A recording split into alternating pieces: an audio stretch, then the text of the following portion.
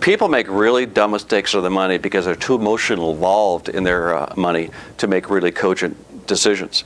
There was a really interesting study that was done many, many years ago in which they took investor behavior, and they said to these students, I want you to pick one of these investments. One was a municipal bond in America, is tax-free. It did about 8%.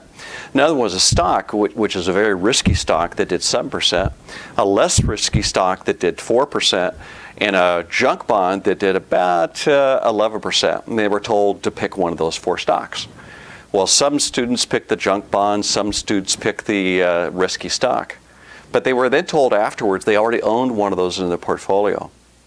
Shockingly, 56% chose to stay with what they had instead of stick with the decision they made. What this means is even when you're buying cars, if you have always had Buicks your whole life, because you're going to buy another Buick next time, of course we buy cars every 3 years, you'll spend an average of $1,500 more for the next Buick. It goes up with Mercedes, up with BMWs, and if you're lucky enough to buy a Porsche, you'll spend an average of $10,000 more because you always want to stick with the Porsche brand.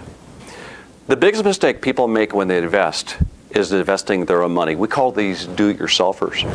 60% of the population that has money to invest invests on their own. It's a big problem because if you look at an index, the S&P index, the Dow, even maybe the NASDAQ, the Russell 2000, on average, self-investors make 6% less than those indexes because they're too emotionally focused on what they want, what they don't want. They get scared, they capitulate, they buy at the wrong time, sell at the wrong times. People should never invest their own money. They should always use a professional. How often should advisors talk to clients to mitigate risk tolerance? Well, there's a study that was done many years ago from the University of Connecticut that showed that 89% of clients care more about the relationship with the advisor than they do about the market return. According to Forrester research, clients want three things. Number one, what the heck did I buy?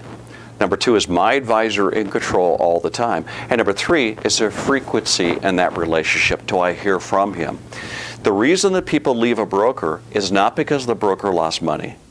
The reason people leave a broker is because it was a lost relationship. So here's what to do. Call clients once every 3 months and use exactly this script. Catch up, update, referral. Catch up with the family. How'd little Johnny do? How was that cruise 3 months ago? Number two, update on what the economy has done, what the economy may do, and engage. And all you have to do is say, how is this affecting you? What are your thoughts? What are your concerns right now? Tell me what you're going through.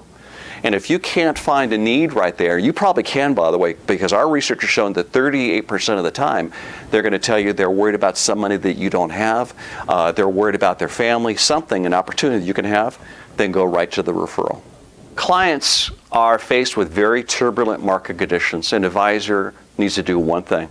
It's critical to keep in contact with your clients every 3 months, but during turbulent times, you need to keep in contact with your clients once a month, maybe a couple of weeks. Number two, a client emotion is emotion. It's not logic. We know the market goes up and down. It has a 7.2% return over the last 50 years. We know this stuff is happening. The clients feel it, though, because they're losing money. So therefore, when you talk to a client, use stories. Talk about past situations. Talk about clients that you've had that had the same kind of thing happen to them. Stories are really important.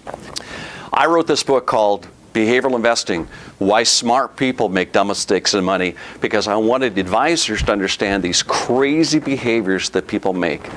Number two, I want clients to be able to read this book and understand the really dumb things they do and why it's so critical that they have a financial advisor. You can buy this book for all your clients. It'll help them a lot. If you want to get in contact with me, go to kerryjohnson.com. That's KerryJohnson.com, KerryJohnson.com. And if you buy more than 10 of these books for your clients, there's a 60% decrease from the retail price. So make sure you contact us directly instead of going through Amazon.